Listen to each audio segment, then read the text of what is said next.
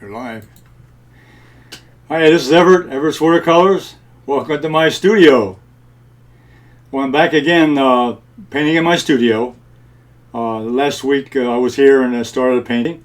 So I decided to show up again tonight and spend some time painting. You can look over my shoulder. And I hope you enjoy what I'm going to do. And I'll go over a little bit when I get over to my table. I'll give you a little review of what I'm up to. Okay? So tonight I'm going to do a painting. I'm going to finish up one I started last week. So let me go over to my painting table and I'll get you started.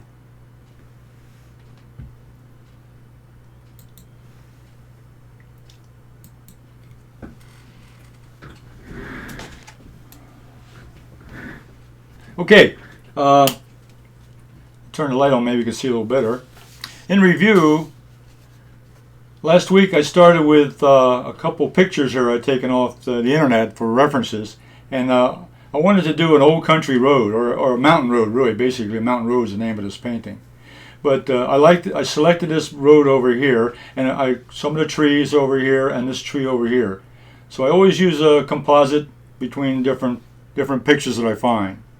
And then down here, I wanted to put a fence line along the road, so I've selected this one over here. It's a little bit bigger in the front.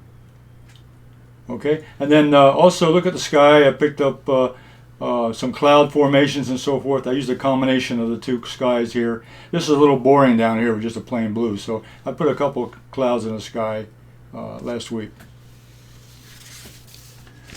Okay, now I started from those photographs. I started out by making a design sketch, and here I did a small sketch, and I wanted to have the mountains, which Mountain Road is the name of the painting. The mountains in the background, and along it should be the valley, and it'd be a little farmland down here. I'll put a little farm in this area, and then on the foreground I had the trees and the road and this fence line, and then I have back here is a dark value level in the background, dark value, and the middle ground was light value, and the foreground from here forward was a middle value. So three values in the landscape. And then after I did that, I did a color sketch, which put some of the colors down to give me a little color plan about what kind of colors I was going to use in the landscape, and also some of the shadow patterns and so forth. Okay, then I transferred this sketch to watercolor paper. So last week what I did was I blocked in the shapes and the colors. I blocked in the background with the dark mountains and a light mountain back here further away showing depth. Then I put in the middle ground with a light value. There's some buildings over here that I put in. Then I started the road here in the middle ground, and then I continued the road up here in the foreground. And I added the trees, and I added the fence line, and a few rocks over here. And then I did the sky with a very light wash, and I used a little pickup with some tissues to make some clouds. Right now I think what I'm going to do is do some fine tuning on some of these areas. First I'm going to start in the background and then move forward. So the first area I'm going to work on is the mountain. I think, and it doesn't need much work, but I'm going to mix up a dark value because it's a dark value, the dark level, and I'm going to add a little more darks here along this ridge line here, just to even that out just a little bit more. And then I'm going to make sure I have a little more dark around. This is the impact area, or this is the focal point right here. So I'm going to make sure I have a lot of darks around this area also.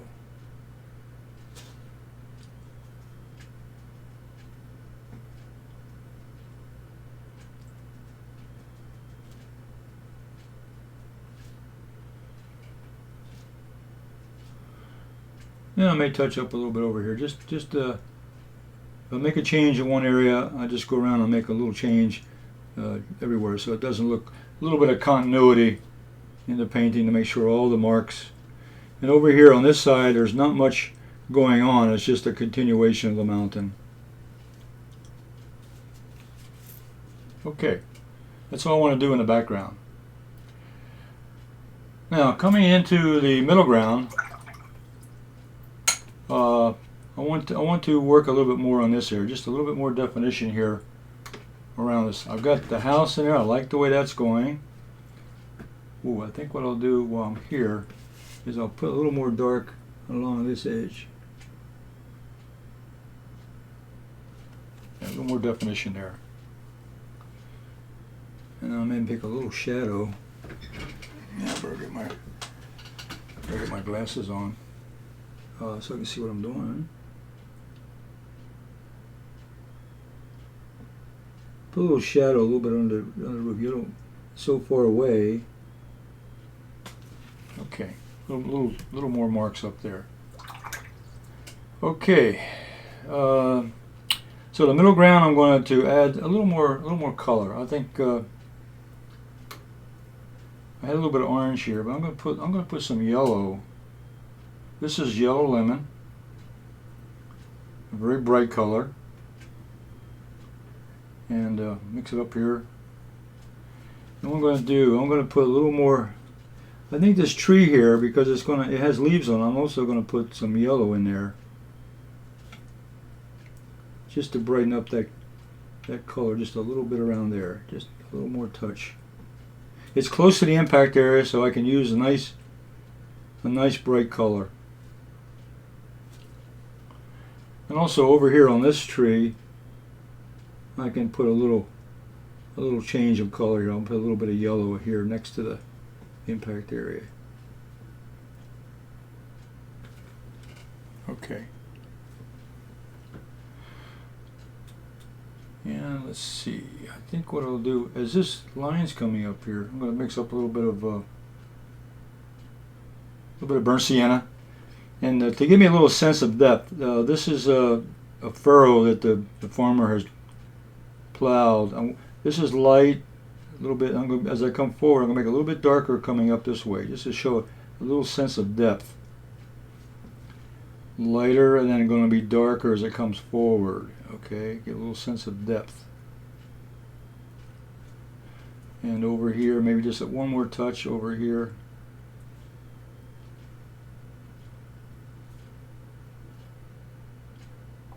Okay. And I think just a final touch, because this is close to the impact area, I really this is a special area. I'm going to put a little bit of edging on this road, which is just a little couple marks with a burnt sienna, and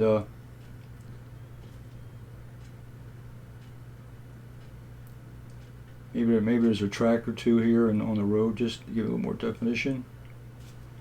Okay. All right. So that's really all I'm going to do with the middle ground right now. That's all I wanted to do, just touch it up a little bit. Now the foreground, there's really the borderline here. There's trees. I'm going to put a little more green in here, just to add a little more texture to the trees. And I think over here I really need to put a few more leaves on these branches. This is springtime, so it'll just be a few leaves just starting out. But now I'm putting that green in there just to give it a little touch. And also what I'm doing is I'm eliminating some of the white areas. I have a lot of white space, so I can go in there and put in there a pure color. Here I'm putting in green in that white space to fill it in a little bit. So when I do a painting, I leave lots of white space because I may want to go back in and add in a little more detail, which is what I'm doing right now.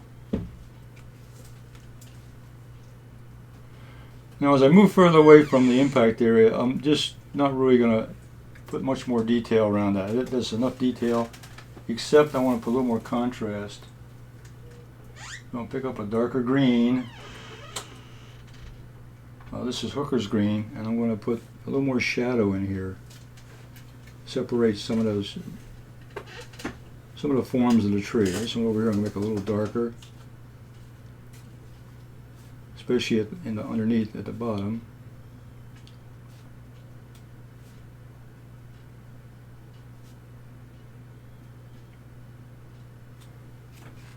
Okay. And this tree here, I'm going to make a little bit more change on this one. I'm going to make this, darken this up a little bit here, because I've got the light coming. I've got the light coming from this direction, from top left to bottom right, the direction of light. So I'm going to put the shadow on the right side of the tree, or the trees. That's where the shadow is. So this gives a little more believability, a little more realistic look of it. And I'm really an impressionistic painter. I don't try to make it exactly real. I just make the impression of what it looks like. Now this here, I have a problem in this area here. When I looked at it, this area all comes together. The mountains and the treetops all come together. So what I'm going to do is I'm going to correct that. I'm going to take this tree here and I'm going to make it a little bit taller, because I want it to overlap the mountain. Right now it doesn't overlap. It looks like it lays almost the same distance as the mountain. So I'm going to make sure that I have the treetop a little bit above that mountain area.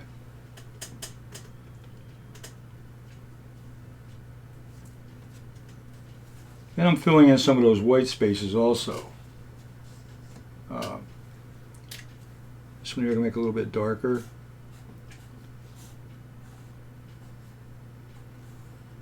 So I'm overlapping that mountain so that the tree now looks forward now, instead of look like it was almost the same distance at this point. And also to separate the levels from the background to the foreground, and in front of the middle ground, I wanted to make sure that comes forward, and by overlapping that shape, it makes it come forward in the painting. Okay. And let's see, maybe I'll make this a little bit more out here.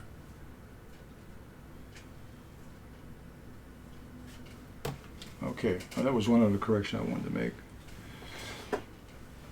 And over here, I think this little tree here, I can put just a splash of color there next to this fence post. And this little tree out here doesn't get much attention at all. It's just out on the corner there. Okay. All right. I think the next area I want to work on is the fence post. I think this fence post was a little bit dark. So what I can do, I'll make a correction here. I'm going to wet the brush, and I'll take my 1/2-inch flat brush with just plain water in it. I'm dipping my 1/2-inch brush into just plain water, and I'm going to re-wet this area. I'm going to re-wet this area that I had painted dark, because it's a shadow side of the fence post. But I'm going to modify it slightly, because I think it's a little bit dark. And what I do is when I re-wet an area, and this is lifting now, so I'm going to do let the water soak that paint a little bit. It takes about 10 seconds. And then I'm going to take a towel, an old terry cloth towel. Don't use a paper towel. Paper towels will tear and it won't work. Then I blot that dry, or I blot off the excess water is what I do. And it's almost taken off enough there. Then I can go in with a clean area or a drier area. I can do some rubbing. And you can see that paint, that dark area coming off, okay?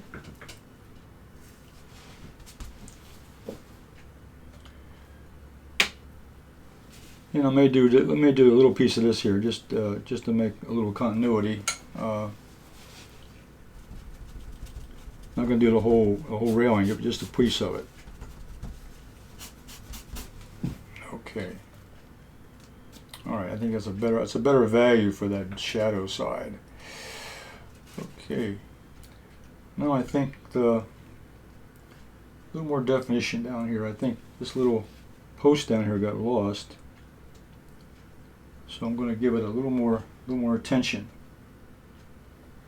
I'm going to mix up a little medium, well, really a medium color. See if I can match that color that's down there. What I do now is I mix the color, and I'll come along here and I'll compare that with what I have. Okay, that's pretty close. Okay, it's like a gray, darker gray. Put a little more water in that. Yeah, that's about it. Okay, so then I'll go in. Remember, watercolor dries 40% lighter, so even though it may look darker at one point, it's going to dry. It's going to dry lighter than what you think. So you have to plan that in the painting process.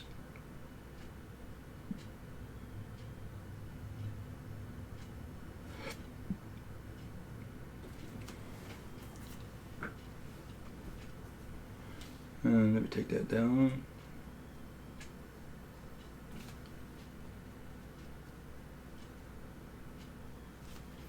Okay. That looks a little. That little post there now looks a little bit better, but it's got some foliage around it. It's got grass and a bush or something that's hiding part of it, so that's okay. So I'll put a little more definition there, a little more shadows on the bush.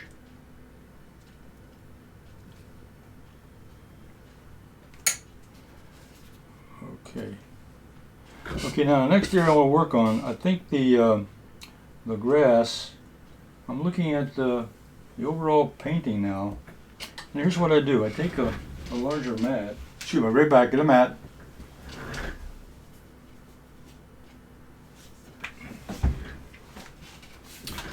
And I put this under a mat. And I take a look at what I see now. And I think what's happening here is this middle ground. I want to make a little more definition on the middle ground and the foreground. So what I'm going to do, if you'll notice here, even though these are different colors, they're very similar to value. And this is a light value, this is a middle value, so I really need to darken this up a little bit more coming forward to separate this area from that area.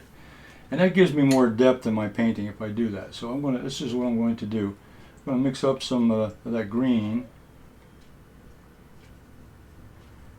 and I may put a little bit of yellow ochre in it too. A little bit of yellow ochre mixed in with that, because I don't want it all to be solid green. It's going to have some dry spots.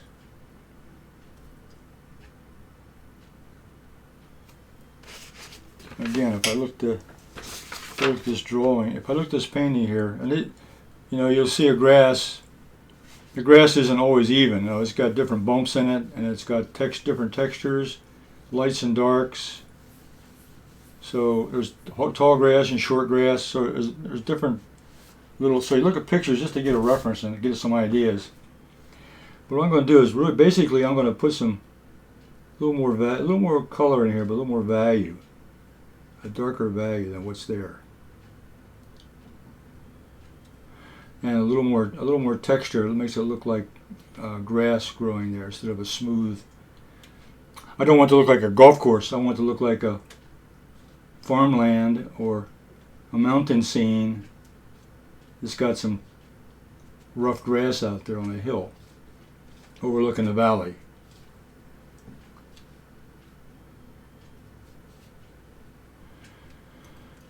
So I can drag that brush sideways, a little dry brush motion, little dry brush stroke. That gives me a little skip and gives me a little rough looking texture than just a smooth texture. This gives me a little more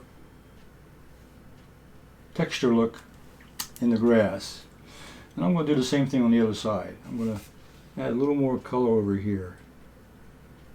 And what I'm doing is I'm modifying the value slightly, because I want this value to be a little bit darker.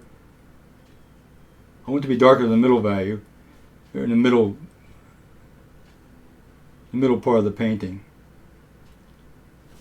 And I'm also going to, what I'm doing here now is I'm going to integrate the bottom of these trees in with that hill.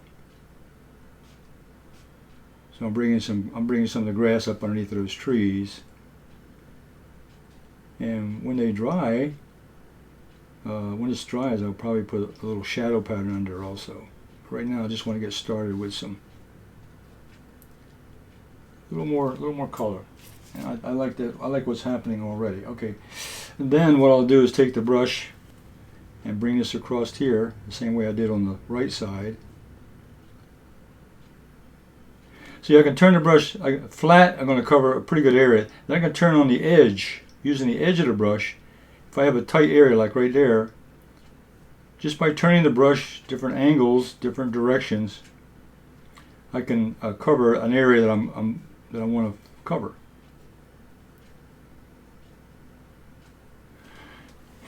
And I also think I left a lot of whites around these fence posts. So I'm going to take care of that right now. I'm going to turn the painting slightly, and what I do is when I'm painting, I turn the page so I can see. I can get a better stroke motion just by turning the paper at an angle. And this one over here. What I'm doing now is I'm filling in a lot of those white spots that I had, a lot of white paper. And I'm filling in those areas with a little bit of paint. And I'm using not a different brush stroke, but a different pressure on the brush. Sometimes I'll press down. Sometimes I'll press down hard. Sometimes I'll press down light. It gives me a different stroke. Sometimes I'll skip an area and leave it where it is. Right now I'm tightening up those white areas and reducing the whites and filling it up with a color and a texture of what I think that is there. It's grass. It's not mowed grass. It's just grass growing. Could be in a pasture. But it's just grass growing along the road. So it's not mowed that often. It's wild grass. It's wild. It grows the way it wants to. It's what nature put there, and it's just growing wild. So the brush strokes are just varied. And now here, the last little part over here, I'm going to turn the painting again just to cover this area. This really is not going to really amount to much over here because it's on the edge of the painting. But I'll put a little bit of color out there just to fill in some of the whites. And then, as I said before, I'm going to integrate the tree trunk in with the landscape so there's a continuity there between one spot and another. Okay.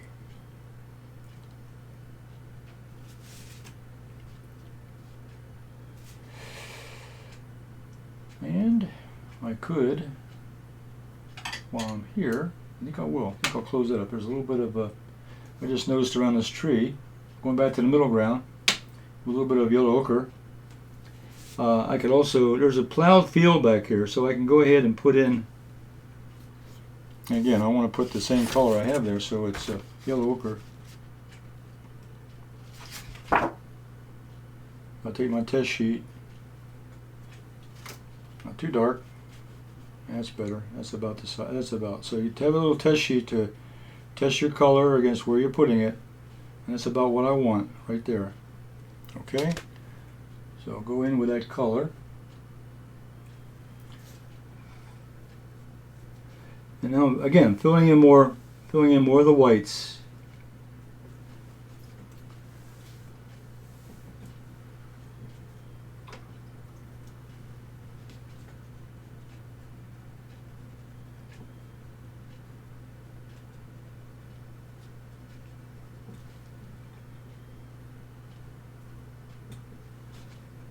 This part of the painting is when you get down, after you've blocked in all the shapes and the colors, then it's a matter of going back and adding in a little bit of detail in certain areas. And even over here, let's see, lighten that up a little bit more. Put some yellow in with that ochre. Yellow ochre mixed with yellow lemon makes it even a lighter yellow.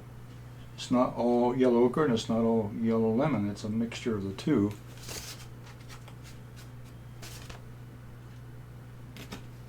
And testing the color again. Yeah, that's it. That's it. Okay.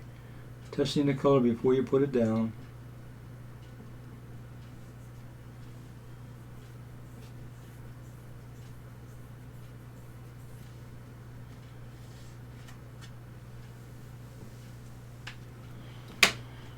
And I think also around this tree, while I got the brush, I'll just go ahead and put in this, again, knock down some of those whites. Yeah, okay. All right. Now the next area, and also, let me go back a little more.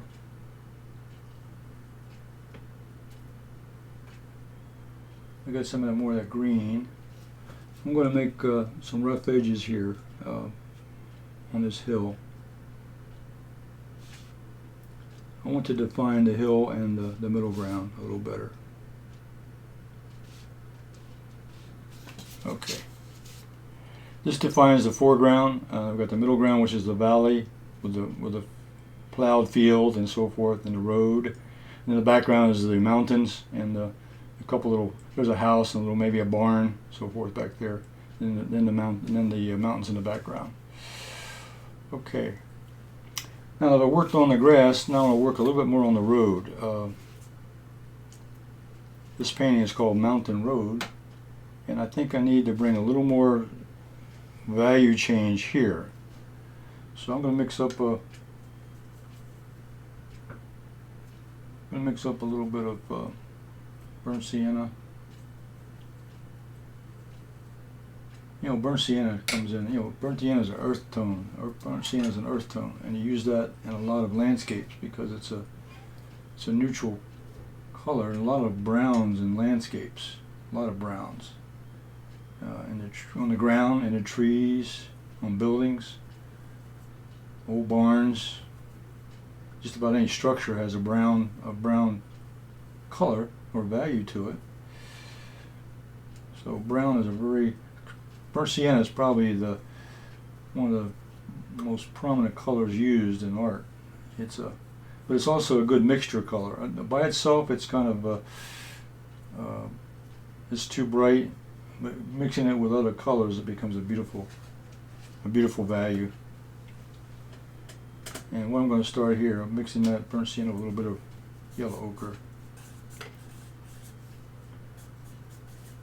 And then I'm going to put in a little bit of quinacridone violet up here for the foreground of the, mixed in with the brown. A little bit of quinacridone. That'll darken up the brown.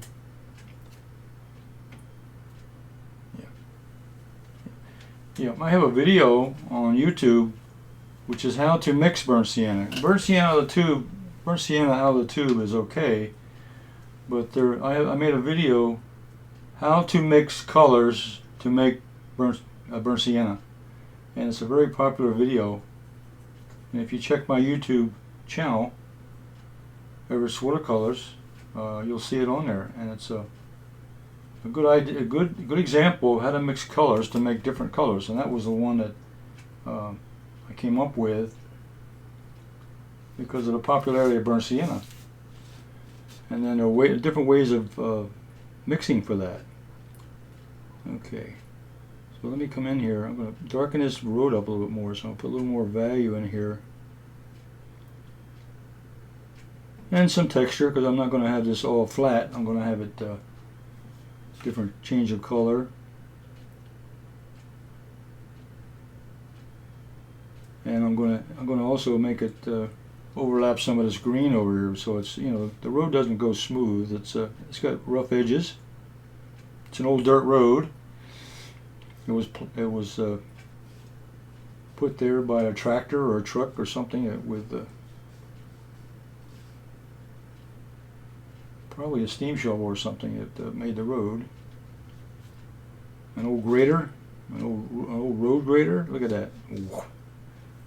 And then come along here with some dark. Now I'm going to darken that up even more. I think I'll maybe put a little blue in there, darken it up. Then I'm going to use the flat of the brush. This is a dry brush stroke. What do? Load it up with paint, then take out the excess moisture, tap it on a towel or a wet sponge, damp sponge. And so you really have a dry brush, which means it's more paint than it is water. You don't have as much water in it. You keep it dry, and you have dry paper so that you get a nice rough texture on the paper when you do that. So when you come across an area like an old road or an old building with rough bricks or rough wood, this is a beautiful technique for making that texture.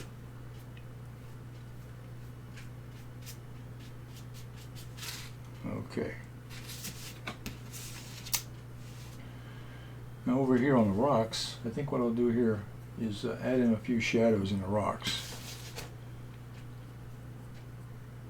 Now a shadow should be the same color as there, and that's a little bit of burnt sienna, and mix that in with a little bit of blue, make a darker value, make a darker color. So you take that same color, which is brown or burnt sienna, and add in a blue color. In this case it was ultramarine blue on top of that, and then it comes in with a nice color for a shadow.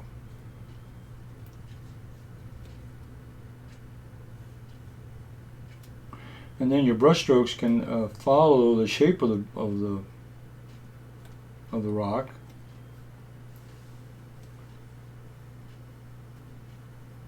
And they should be variable also. You shouldn't have the same brushwork. You should have different angles, different sizes.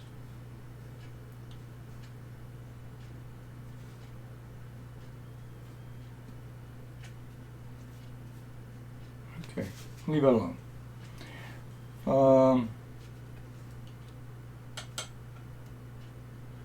Now the one I'm going to use now the last I'm going to add some more taller grass back here. Again, this green got flattened because I put a wash in there. But again, I blocked in the color. And blocking in is just blocking in. You're blocking the color. You're blocking the value. So the last final statements here is just going to be putting a little bit more emphasis here in the foreground. So I'm going to mix up a big puddle. This is Hooker's green. I'm going to mix up a little bit of brown in that. I'm going to dull it down just a little bit. So I'm putting a complement with that green. Green, I'm going to mix it in with a little bit of brown, which has got a red in it. So red and green are complements. The burnt sienna has a red tone to it, and the green is the complement, so it gives me a nice complementary color.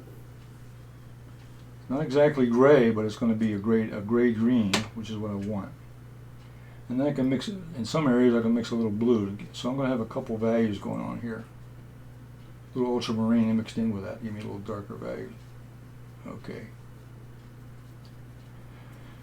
Now, I'm using the 3/4 inch brush. This is a natural hair brush, which is this is the best part about this, is that you load it up with paints, and then I can see if you can see what I'm doing here. I'm going to actually press the brush down into the palette, and what I'm doing is I'm spreading the bristles by doing that. Okay. You can't do this with a synthetic brush because they'll bounce back into shape, but a natural hair will stay spread out. And then what I can do now is go into this area and I can do a stroke that gives me the look of grass. And that's what I'm looking for, is a nice spiky strokes here that gives me the impression of grass. Different angles, different sizes, even overlapping some of these rocks.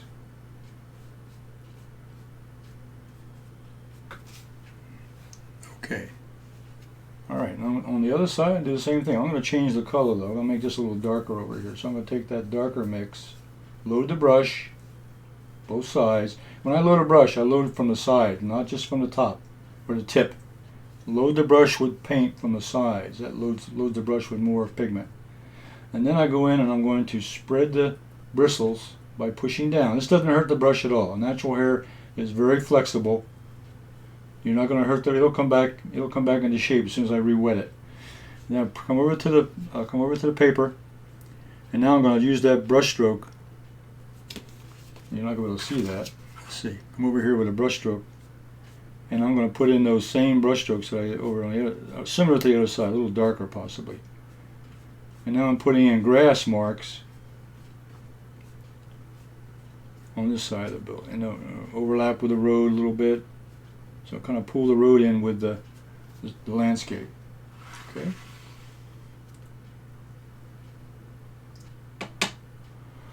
All right.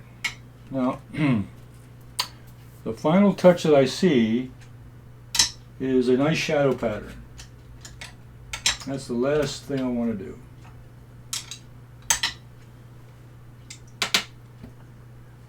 Up to you. Just one more little fine tune. A little white paper here. And filling in some of those whites. Okay, I think I got all the white. There's a little. You still leave some white paper. That gives me the white paper gives you a little sparkle in the painting. So I like the white paper popping up here and there, even around the trees, on the ground, on the rocks, up on the fence. The white paper gives sparkle to the painting all over the place. Not just in one little place, but everywhere. Trees, mountains. Even the mountains got some white spots out there. Okay. Ooh.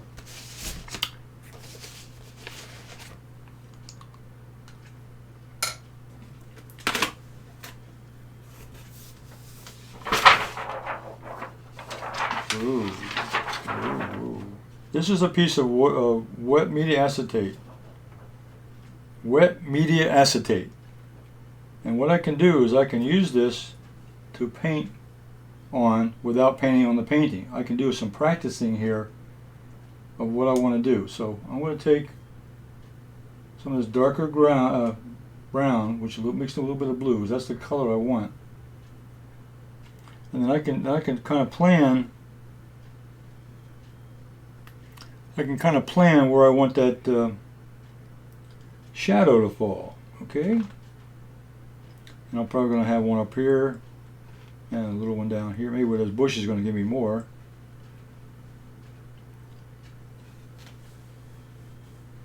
Okay, so the wet media acetate, look at that. In that, it gives you an idea what you're going for. Now, there's some grooves in the road, so the shadows are going to follow the bumps and rises in the road.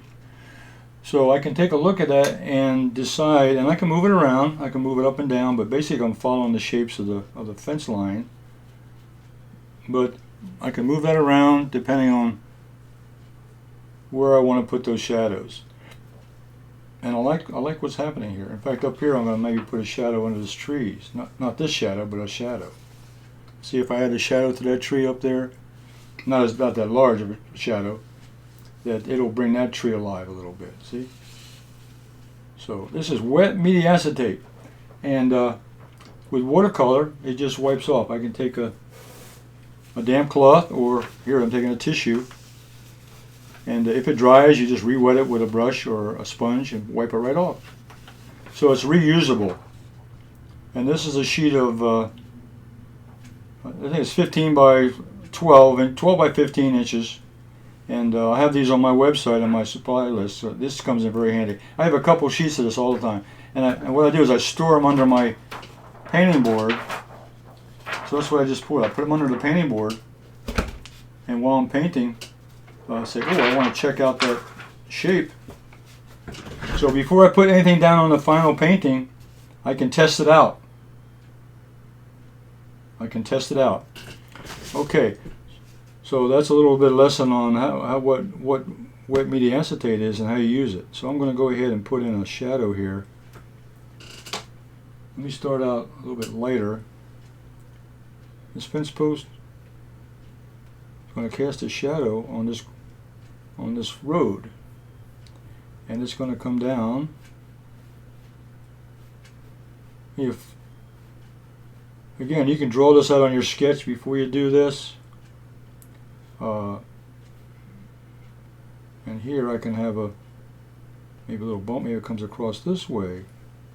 I'm trying to follow the contour of the landscape, because it's going to come down and maybe come, because there's a rut in the road. Maybe it'll come up.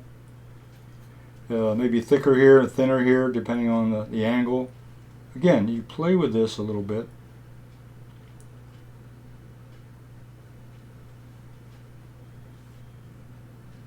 And there's another rut over here from the tracks of the trucks or tractors.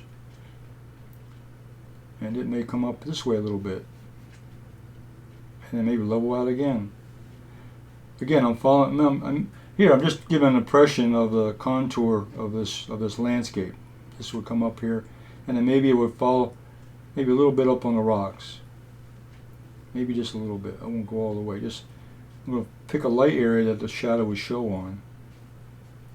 Just to touch. And also, what a shadow does. This is another important thing in art. The shadow ties both sides. This ties this side over to the right side of the painting. Okay. So it's not isolated. I got the left side now talking to the right side. I think the other day I was painting a leaf or something, and I was talking about what color should I use somewhere, and I said, I let the painting talk to me, and I demonstrated that also, that I let the painting tell me what color to put there. So you listen to the painting. The painting will tell you. Now this one will be a little smaller, a little shorter.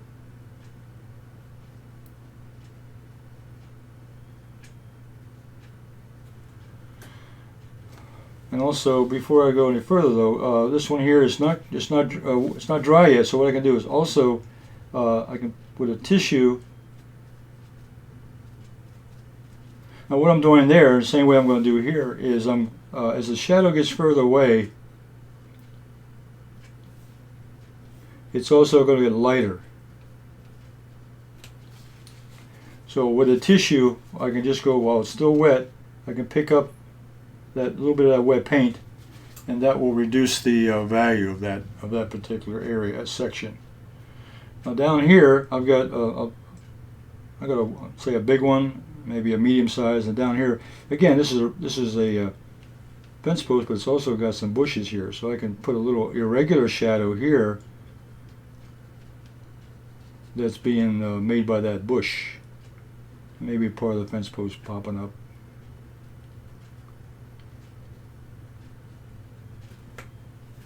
Okay. All right. Now I promised you I'd put some shadows on the trees to finish this off. This will just about finish this painting off, I think. So now I'm going to mix a little. Now it's green. It's green here, so I'm going to mix a little that green I got in my palette, and a touch of blue, just a touch. That cools down the green because the shadow is cooler.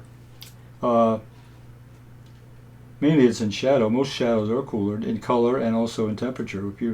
If you get warm sometime, you get into the shadow of a building or a tree or something, it's a little bit cooler under the shadows. And I'm going to take this one out. Maybe I'll put some branches, a few little hints of a branch here, not too much, just enough to show there's something there. Okay.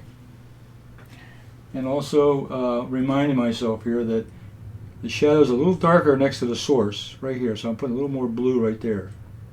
And then it fades out as you go away. So it's a little bit darker here next to the tree, and it gets lighter as you go out from the tree.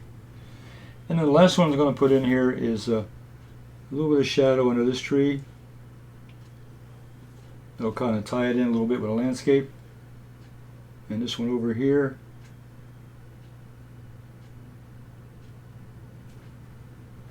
There's one more. There's two more over here. Again, this just gives a little more character, a little more. I like the value change it gives me. It gives me a little bit of chance to put little darks in here, in the middle ground. Not darks, but a darker value. And even out here, I'll put a little small shadow out there. Okay. All right, we're going to take one more look under the mat board. And let me see. Let me move. I'll move my sketch away because it's give me a little more room. I'll move my sketchboard, my sketchbook, and let's see. Let's put the mat around that. Okay.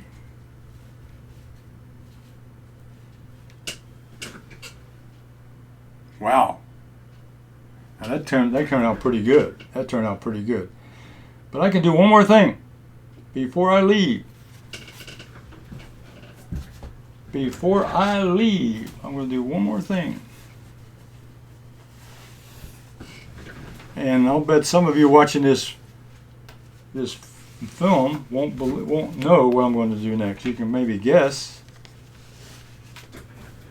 And hopefully I know what the results look like when I finish.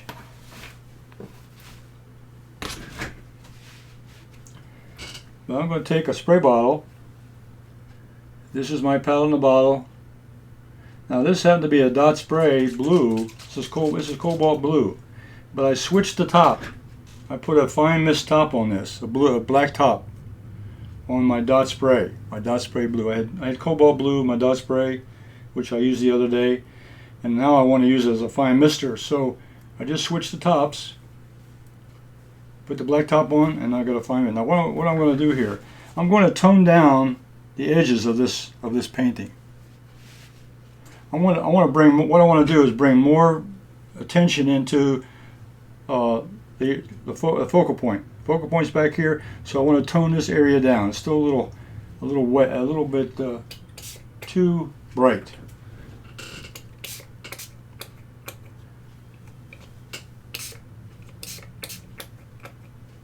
Let's see what you can see what's going on over here. I'm working on the right side over here.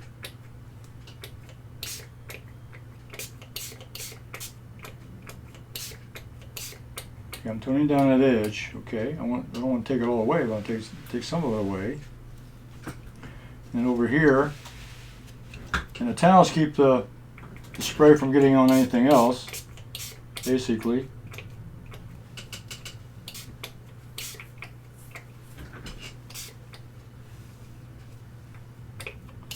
A little more. I'll come right up to the side.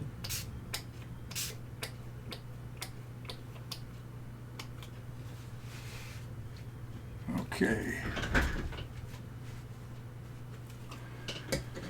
And the only little drop up here is maybe in the middle ground. I'll just take it off. Just take a towel or tissue. There, it's gone. There's none in the sky.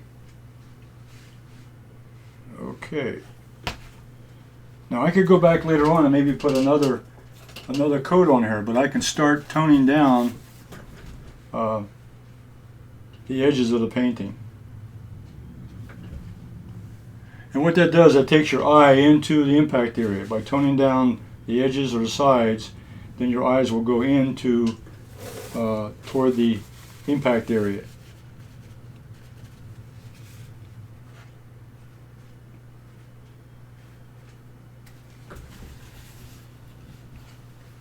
Let me take that away.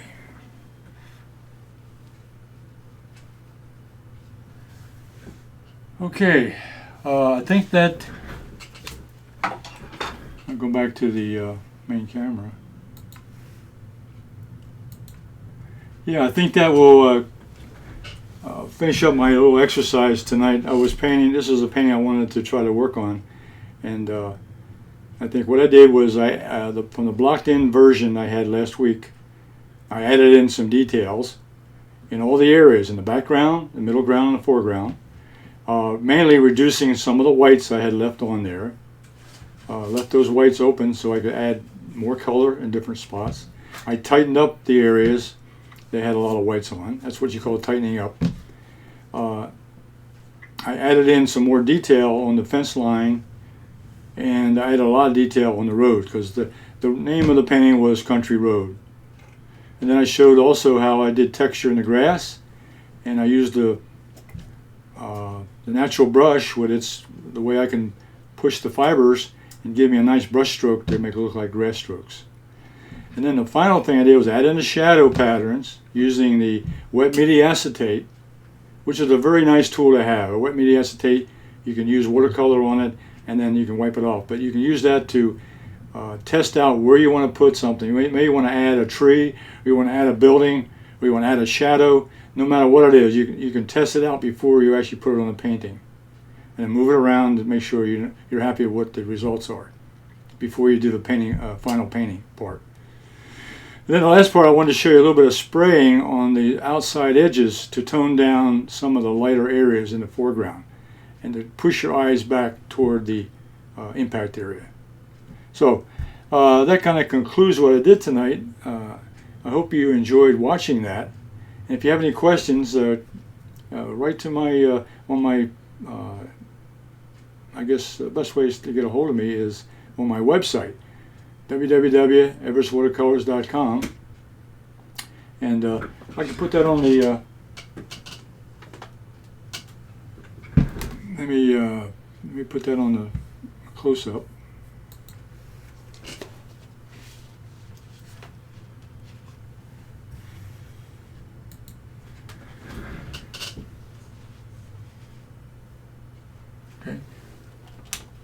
There's several places you can find me. You can find me on my website, everettswatercolors.com, also on Facebook, Everett's Watercolors, or I also have a group on there with Fun with Watercolors. And then on YouTube, you can get Everett's Watercolors, and there's a Fun with Watercolors bunch of paintings on there. I have a lot of videos out there you can maybe enjoy watching. One about burnt sienna is interesting. And there's several other videos. I used a lot of spray bottles techniques, and there's a whole series of using spray bottle techniques along with other demonstrations. So this was another evening to spend together. If you watched and maybe enjoy what you saw, and if you have any comments, put them down in the comments section. So I'll be back again next week sometime. I don't want to announce it. I'll just put a broadcast out that I'm coming on live, and then you can join in and follow me along. So you have a good evening. Bye. See you in the next video.